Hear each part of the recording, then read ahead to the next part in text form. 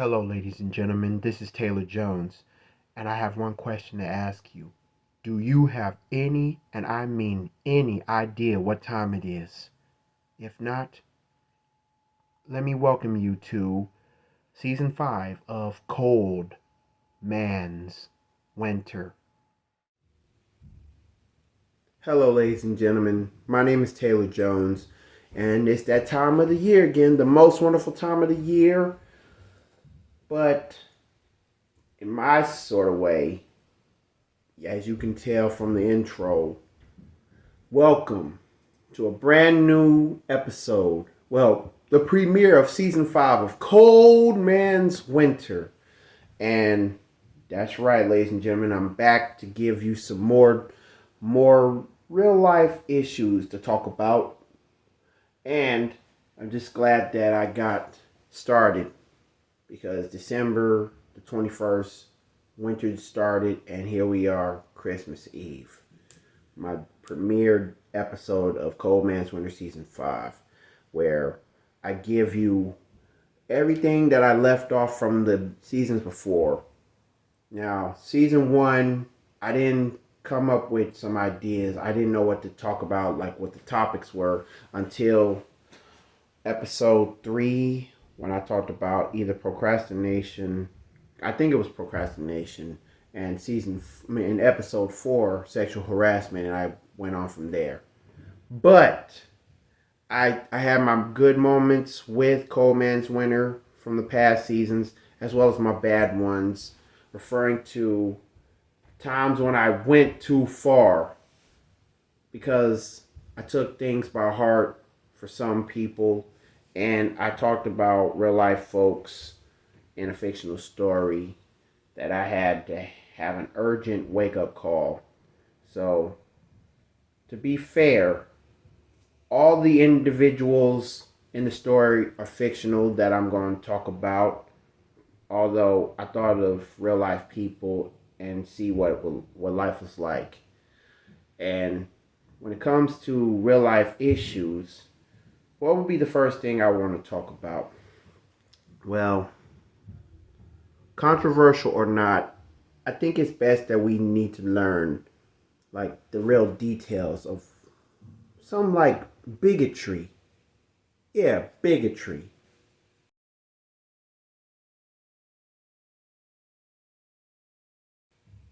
And I know what you're asking yourselves. What is bigotry? I mean, why is it still a thing? Why is it taken over in more than America? It's taken over around the world. Why is it keep why is it still building up? You know what I'm saying? I'll tell you why. Because some people it's kind of like jealousy, but to a powerful degree, like communism and fascism.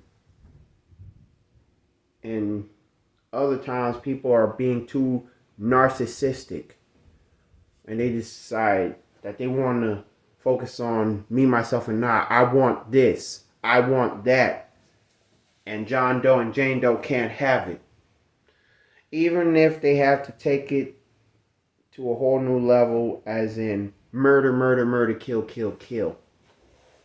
Whites versus blacks, whites versus Mexicans, blacks versus Mexicans. It's more than meets the eye. Country versus country. Now, we already been dealing with 2 world wars, and we Americans, we got involved. We defeated the Germans back in the 1920s. And Hitler, he was striving to find a way to fight back, and he takes his anger out against the Jews. Now that is kind of like before Hitler hated the Jews, it was we go back to the biblical times. Back when Jesus was crucified, the day when he was crucified and arrested, he was mocked, spat on, beaten, cut open, and of course, a crown made of thorns. Hey, look, it is I, King of the Jews. Everybody laughed at him. Gentiles versus Jews. Now that's like a perfect example of when bigotry started to build. And it was not a good look. But a couple generations later, thousands of years later, leading to now 2023, who is about to pack its bags and say goodbye. Either that or lay 6 feet deep while the new year is coming for all of us to prepare for. And for one individual, it was not a good look. And that individual, well, she took it by heart throughout her life. A female by the name of Jolene Patterson. Tender age of 17, about to turn 18. Starting her senior year in high school. But throughout her whole life, she was ashamed that a lot of people would turn on her all because of one thing. Let's say that her father was a long-lasting member of the infamous crew that everybody knows about. For those that's wondering, are you referring to... Yes, because some of you individuals would not say. It's like you're going to say the same letter 3 times. It's kind of like saying 6 3 times, meaning the mark of the beast. But this is a racist crew. Jolene's father was a die-hard, long-lasting member of the Ku Klux Klan. And they live in Virginia. And most of the time, Jolene, she has dealt with a lot of issues.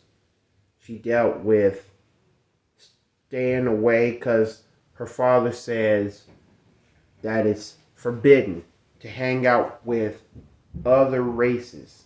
Even at school, you stay away from different races that does not belong to us, that not relate to us.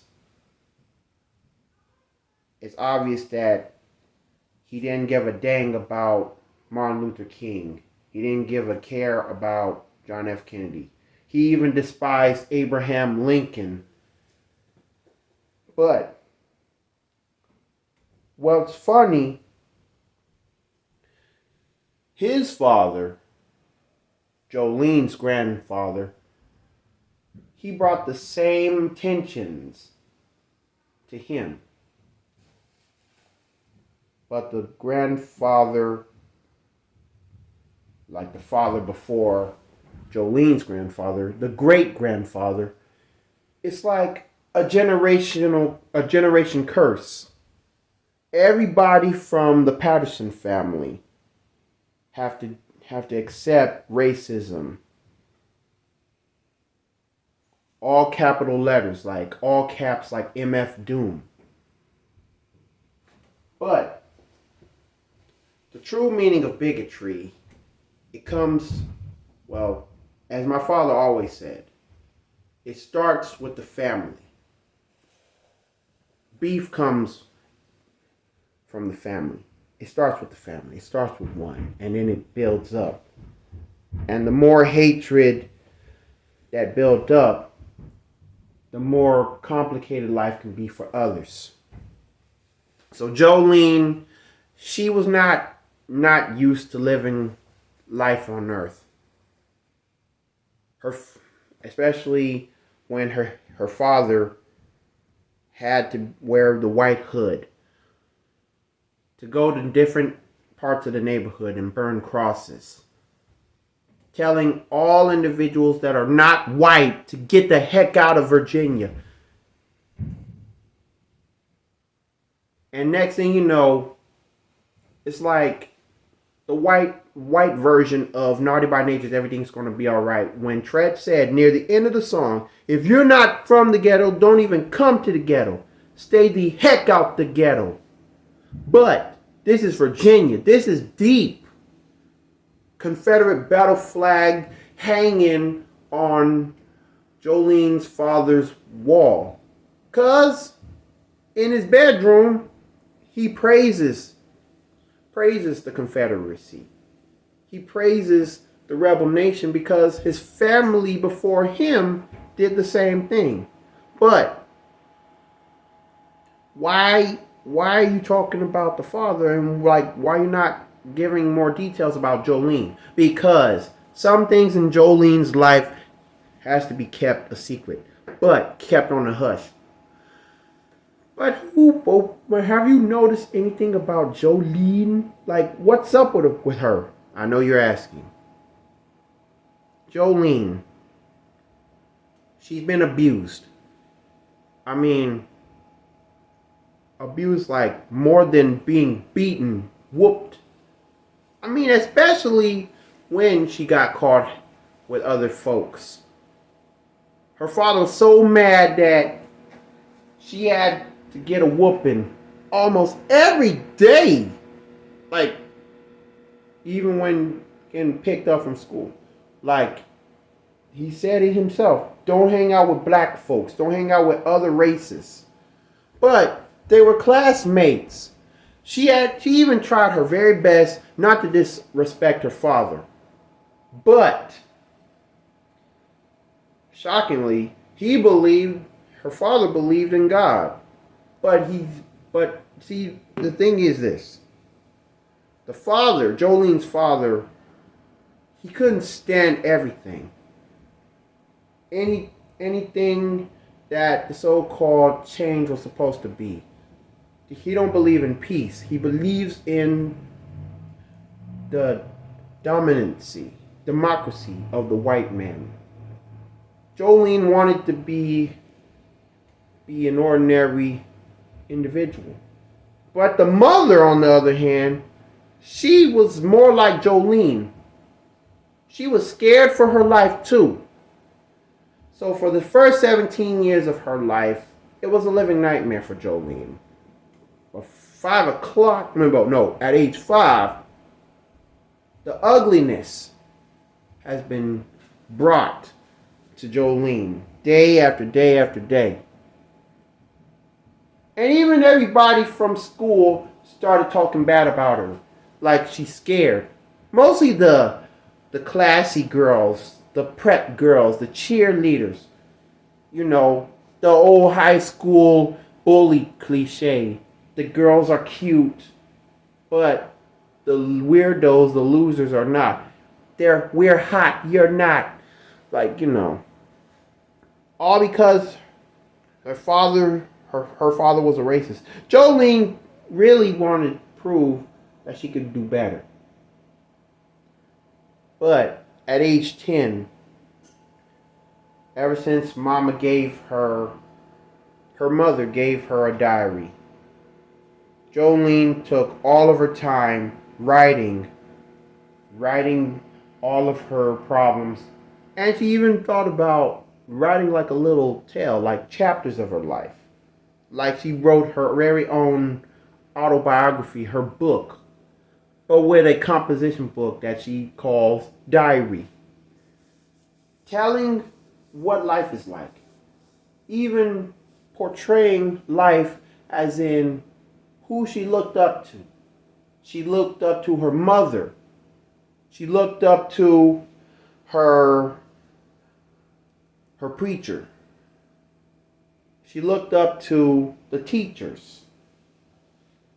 And when it came to other individuals that are like not her race, well, there was a friend. Let's say the friend was an African American female by the name of Simone Brown. and her father happens to be a 15-year police officer turned lieutenant. An ordinary police officer who got ranked to being a lieutenant for Richmond, Virginia. That's the capital of Virginia, by the way, Richmond. And she was pleased. Jolene was pleased for Simone and her father. And her father knows much about racism because his father, Simone's father's father, had to deal with that. Heck, he even, let's say that he walked with Martin Luther King on the infamous day called Bloody Sunday. And the grandfather, let's say he was around 14 going on 15. He and his parents, they held hands, walked eyes straight front. His father had a conch hairstyle like he was part of a group, a harmonic group, like the early Motown days. His mother, she was what was she? She was a nurse. But unfortunately, on the infamous day, the Blood Sunday, when a lot of bigots, angry folks, started throwing up middle fingers, cursing at them, mooning them, even thinking about throwing pebbles and bricks, and even the cops were not pleased with this so-called idea that Martin Luther King had. Simone's grandfather knew that one day he's going to tell his son about this whole shenanigan. I mean, he was there with Martin Luther King. He spotted Martin Luther King's dominance of peace, of love, of unity. This is way before Africa Bambaataa and James Brown did peace, love, unity, and having fun. This is 20 years before that. This is the 60s. And, of course, Simone's grandfather had to deal with the Ku Klux Klan putting a burnt cross in their yard. Heck, some of them recognize the faces. They recognize the faces because of the Blood Sunday walk, the march. And do I have to talk about the march through Selma? I don't know. But it all comes down to this. So from age 10, from 5 through 17, Jolene dealt with being abused by her father, a racist Klansman. 10 years old, she started to write an autobiography about her life with a composition book called her diary. She relied on an African American friend by the name of Simone. And Simone was the one that actually told her that at some point, like at 9 years old, listen, Jolene, you got to stop this. Your father is racist. I understand the feeling. I mean, this generation curse nonsense is so amped up, out of whack, that you don't even know who you are anymore. Nobody would even want to call your name. They want to call you Jolene. Jolene Mean Machine. Because your father's so mean that, They might think you're about to grow up to be a racist. But Jolene was like, no, I'd rather not.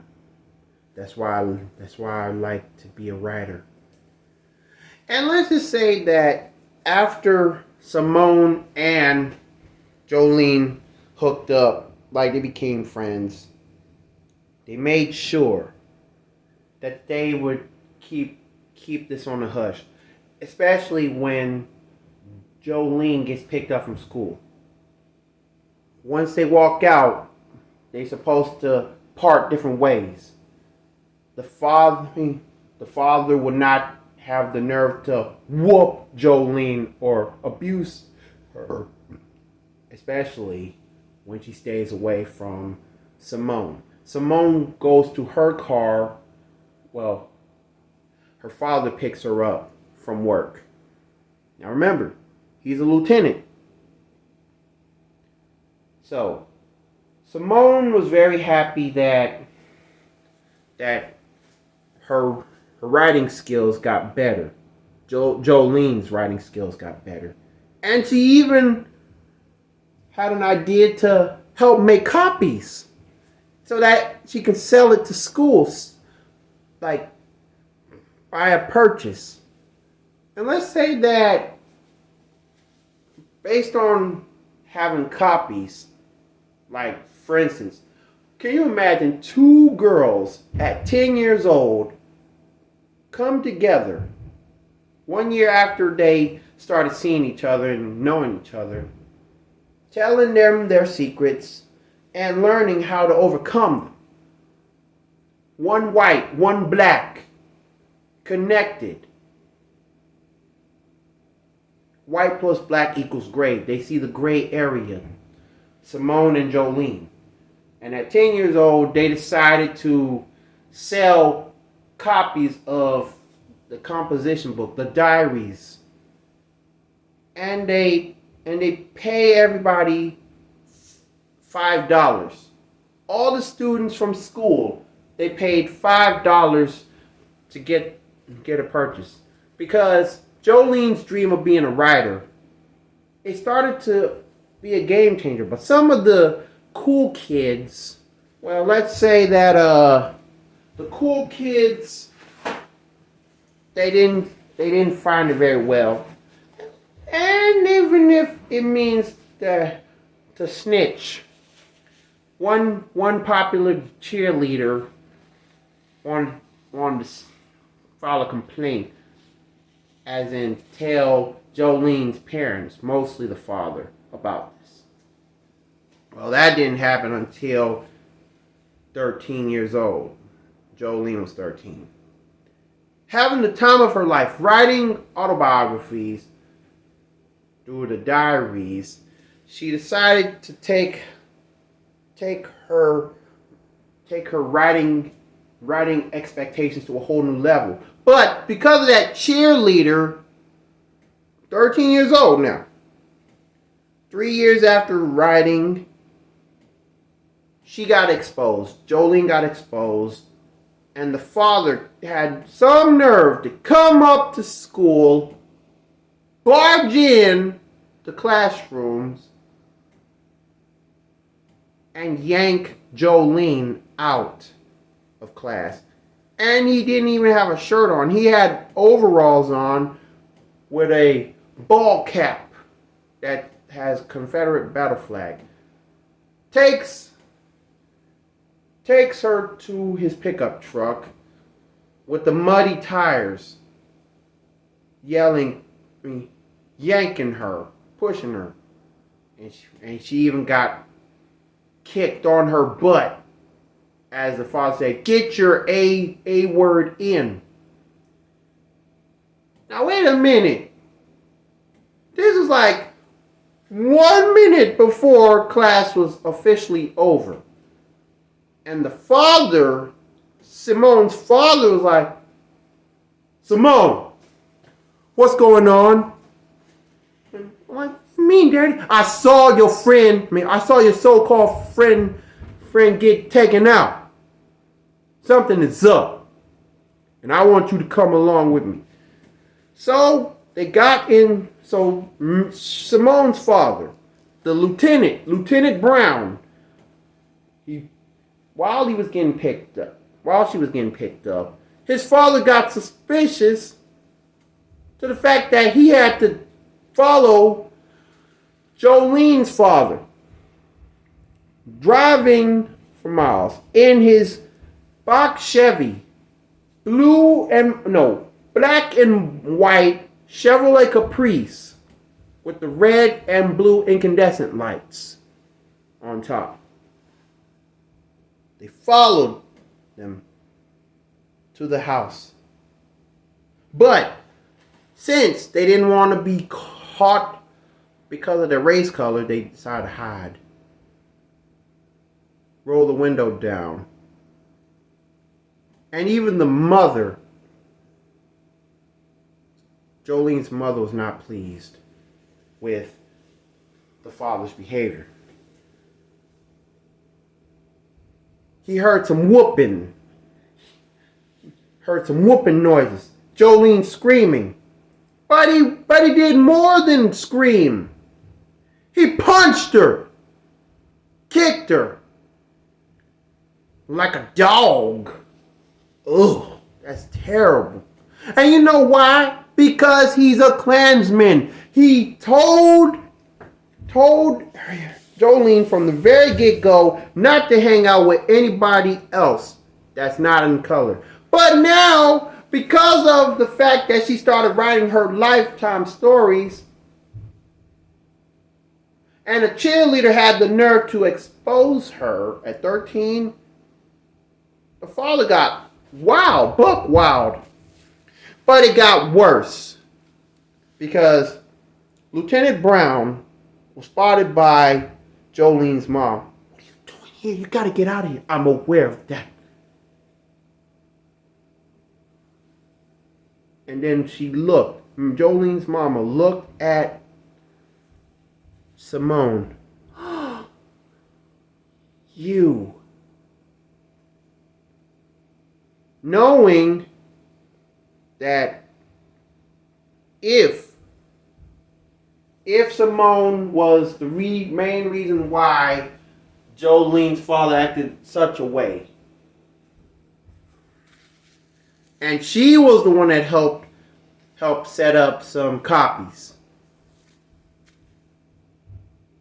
boy, they would have killed her too. He would have gotten mad at Simone and take her, but do worse. I mean, of course, Jolene's mama warned Lieutenant Brown and Simone, as well as Lieutenant Brown giving her, Jolene's mom, a warning in return. Because one day, Jolene's father will stop being a menace, stop being abusive. Because now, in Lieutenant Brown's mind, Jolene's father will be a dead man than a Klansman. A dead Klansman. Because right now, he felt like he's not safe. But he had to be sure. And for that cheerleader that snitched, she got away with murder. And for 4 years after that abusive incident, all hell continued to break loose. Worse and worse. Abuse, still beating her like half to death. Still praising the Klan. Down with the Klan. Still got the Confederate battle flag in his bedroom wall, on his bedroom wall. Riding dirty pickup truck. Dirty mud on the tires. Not mud in the tires. This ain't my cousin Vinny. This is mud on the tires. Virginia bound. Dirty South Virginia bound. But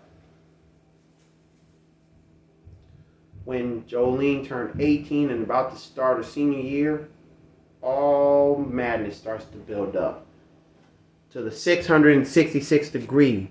That one day, Simone and Jolene had a real urgent talk.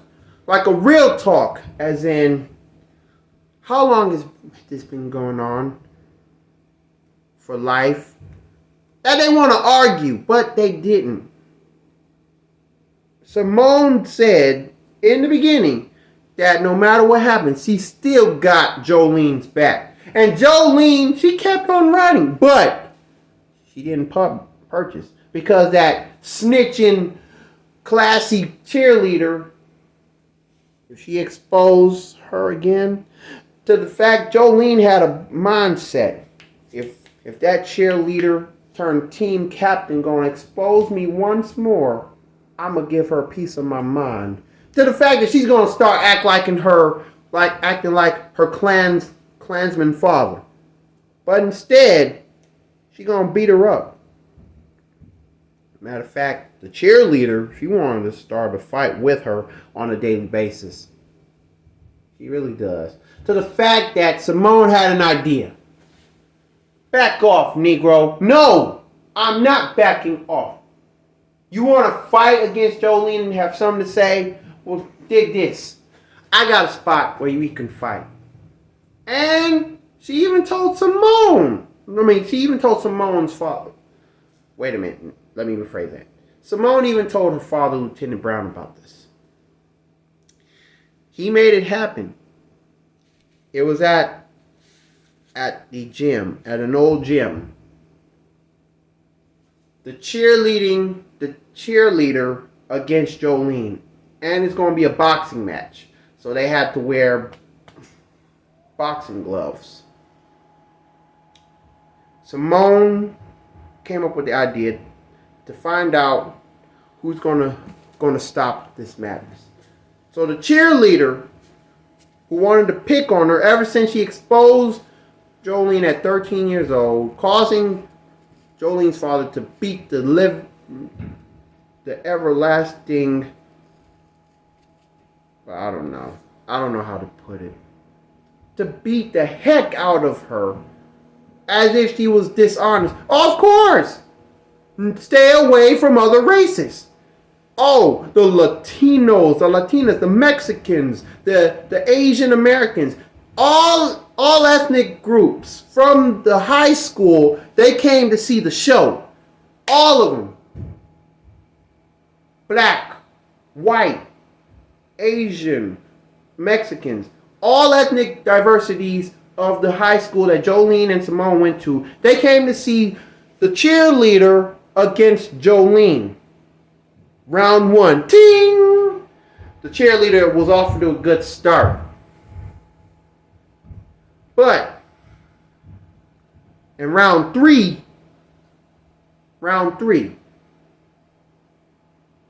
Jolene had enough. So she took her anger. She got revenge, but she took it out on the cheerleader. To the fact that she started to learn how to be a fighter. She was a writer, now she's a fighter. As Dead President says, if you a fighter, rider, biter, flame, igniter, crowd, exciter, or you wanna just get high, then just say it. But again, if you's a lie, pants on fire, wolf crier, agent with a wire, I'm gonna know it when I see it. It's bigger than hip hop. It's bigger than that. It's this bigotry that's been causing Jolene to feel sucked in like sucked into a tornado. Oh! But she's trying to break free from another tornado, from another vacuum cleaner that's about to suck her up. By breaking out. She got to be like a bullet. She's breaking free.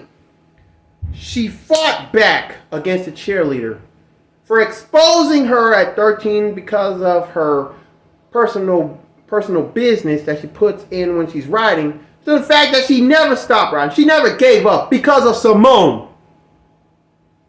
Jolene never gave up. But the cheerleader, she actually got put on the hush. Especially when Jolene gave her an uppercut that is so powerful, like Debo giving an uppercut to Red, causing her to fall backwards in the sky. Even if you had to put the moon in the background, like like the cheerleader was a silhouette, and then falling flat out of the ring, like her back got hurt, but she was knocked out. Anyway, forgive the little technical difficulties that went down. Anyway, as I was saying, once Jolene actually punched the cheerleader from an uppercut that led her flying, Lieutenant Brown was like the referee.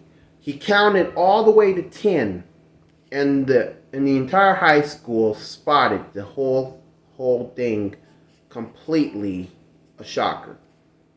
So Jolene, a writer to a fighter, she actually knocked out the cheerleader, and it was done with. The cheerleader has to accept her fate and shut up, like be quiet, leave Jolene alone. And Simone, like after Jolene took off her gloves with the help of Simone, they hugged.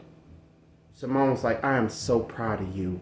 Everybody was so proud of Jolene overcoming her fear, but the fear was far from over. But one fatal Friday, well, almost fatal, the so-called cheerleader who decided not to keep it on the hush and leave it alone, he told Jolene's father, what went down. He told Jolene's father what went down. Oh, hold on.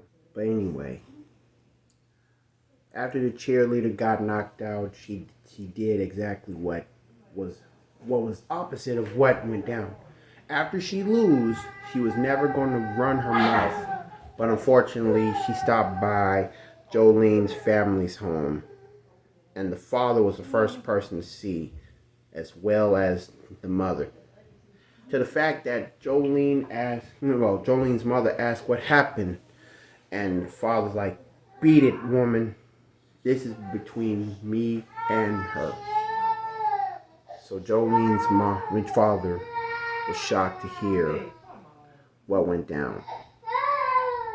Because of the fight that went down, leading to the cheerleader to have a black eye, the father did something really stupid.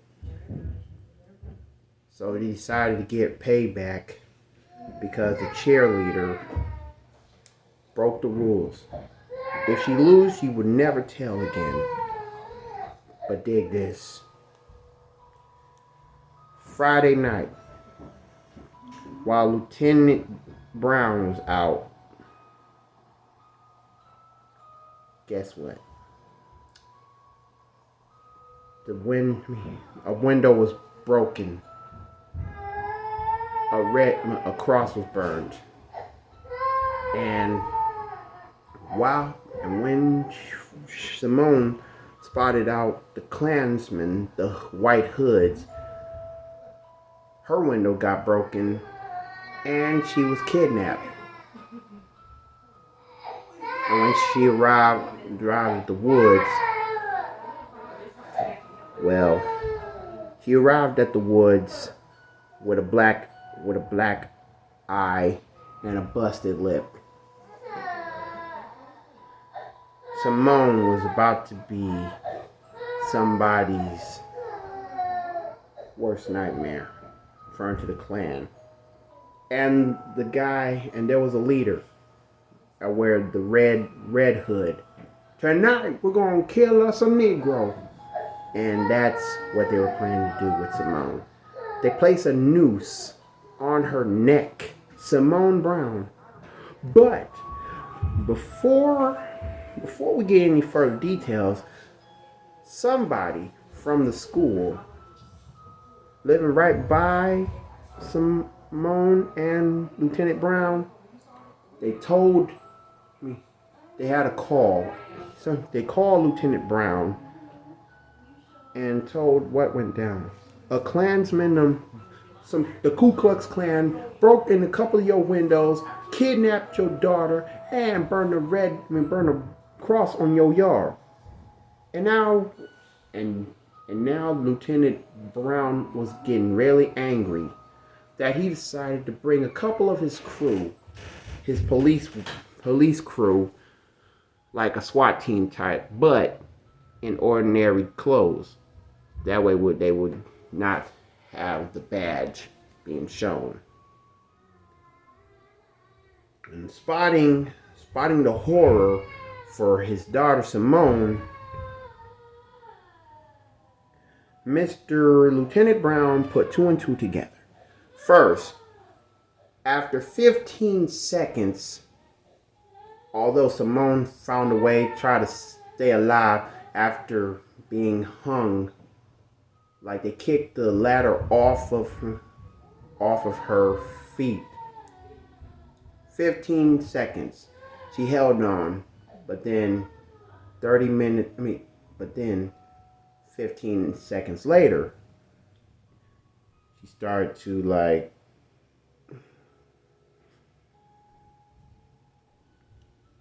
phase out, and the Klansmen started to rejoice. Yeah!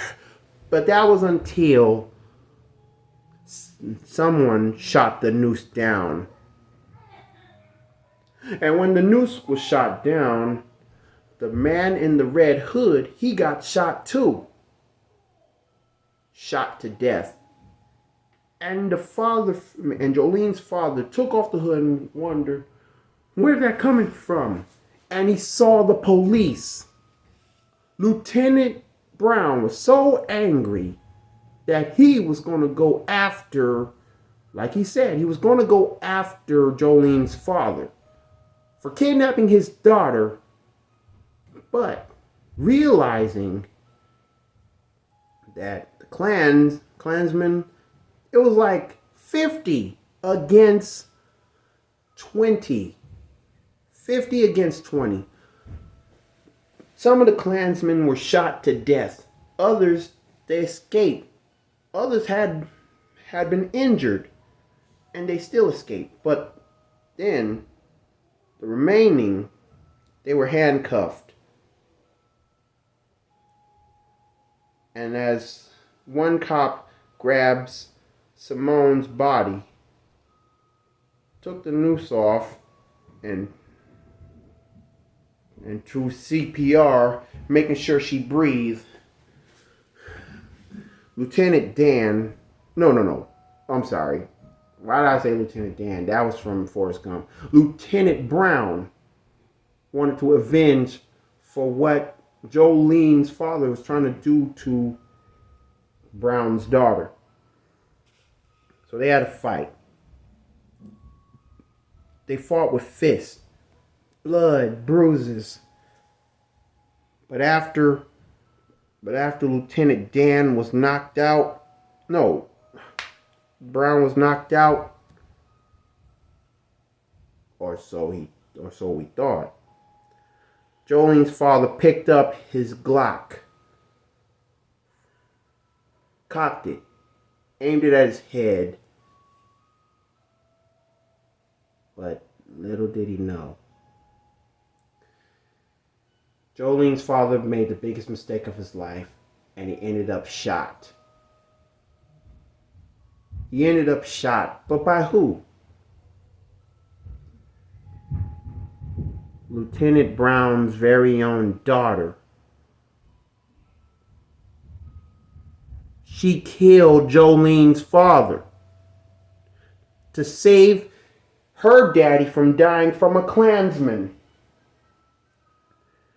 To the fact that Officer Brown, Lieutenant Brown, and Simone headed straight to Jolene's house. Jolene's mom answered, and Simone did too. What happened to your neck? Your father tried to lynch me. What happened to my husband? My daughter killed him because he was trying to kill me after we got into a fight. In this case, Jolene's mother was supposed to be disappointed, crying, but since she was abused by her husband, Jolene's father, Mrs. Patterson hugged Lieutenant Brown. Oh, thank you, Lieutenant Brown. I don't know how much I want to repay you. And all of a sudden, Mrs. Patterson, along with Jolene, decided to help clean up the Browns. But a few months later, not a few months, the very next day, the cheerleader who snitched after she was told not to after losing the fight, it turned out she got expelled and she was sent to juvie. And she will not be tried until adulthood. So, after the near fatal incidents that took Simone's life, all because she helped out the idea by setting up a fight, which his father accepted. Lieutenant Brown and Mrs. Patterson, they actually started to know each other very well, and they were friends. They became friends. Simone and Jolene, they decided to come up with more diaries, as Jolene would put it, since age 10. And near the end of the year, everybody started to believe every word. They clapped, shed tears for Jolene, and they were shocked to hear about the news of Simone that's about to get lynched, but her life was saved by the police, Richmond Police Department. And in the funeral, nobody attended. And some of the individuals that despise the Ku Klux Klan for being racist and being bigots, it's kind of like Jolene, with the help of Simone, they broke Jolene Patterson's family's generational curse. Hatred is dead. Bigotry is dead. Enough is enough. But graduation day, it became the biggest moment in Jolene's life. Jolene ended up graduating in the top 10, along with Simone being number 2.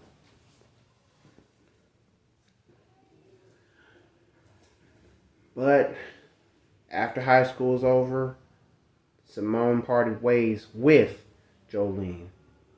Gave a hug goodbye as she was heading to the University of Illinois. And as for Jolene, she stayed with Virginia by going to Virginia Tech. And she became a writer for the college articles. And she was very well professional. But in the epilogue, after college was over, Jolene's mother decided to get rid of every racist thing that was owned by her late ex-husband. a Klansman. No more Confederate battle flags. And every year she wished for for a New Year's resolution, no more bigotry. And I'm so glad. I mean, if I was in this situation, I'll be glad too. I would wish for the same thing. I wish for no more bigotry, no more racism, no more lies, no more abuse, no more deaths. It's like Jolene, she was very happy to keep her writing dreams coming true, and she's a fighter. But for her African American friend Simone to help her overcome this, she was more pleased. And she became a nurse like her grandmother used to be. So the generation curse, the bigotry curse came to an end. And life started fresh and anew. But Lieutenant Brown, he had to retire from the Richmond Police Department, and he was given a Virginia welcome, a Virginia congratulations. So it was a real bittersweet moment, but at the same time, a happy moment. This is what happens when black and white comes together. They saw the gray area, and that's what the world needs. In the words of the late Burt Bacharach, what the world needs now is love, sweet love. It's the only thing that there's just too little of because of bigotry. But what the world needs now is love, sweet love. No, not just for some, but for everyone. And Take 6 will definitely tell you more love is what we need. So spread love now. And that's the way it goes. Ladies and gentlemen, that tears it. That's the story, a fictional story about what we have to deal with, about a real life issue that we know as bigotry or racism. What would you do?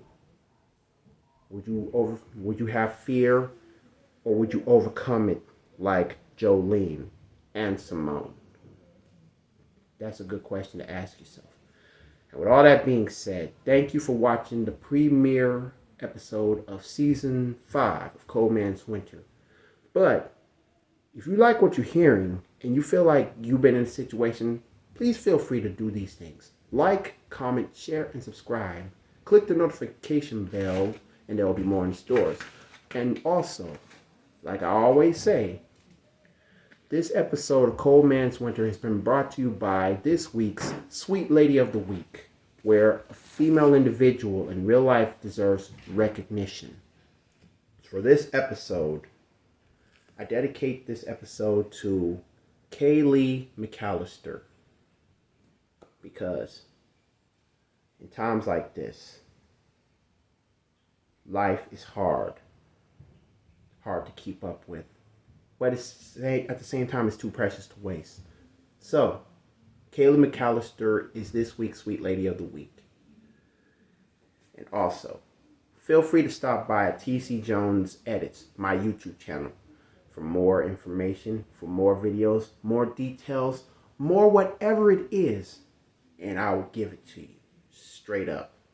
Until then, this is yours truly, Taylor Jones, signing out. Thank you for participating in the premiere, but it's only the beginning, because there's more to come your way.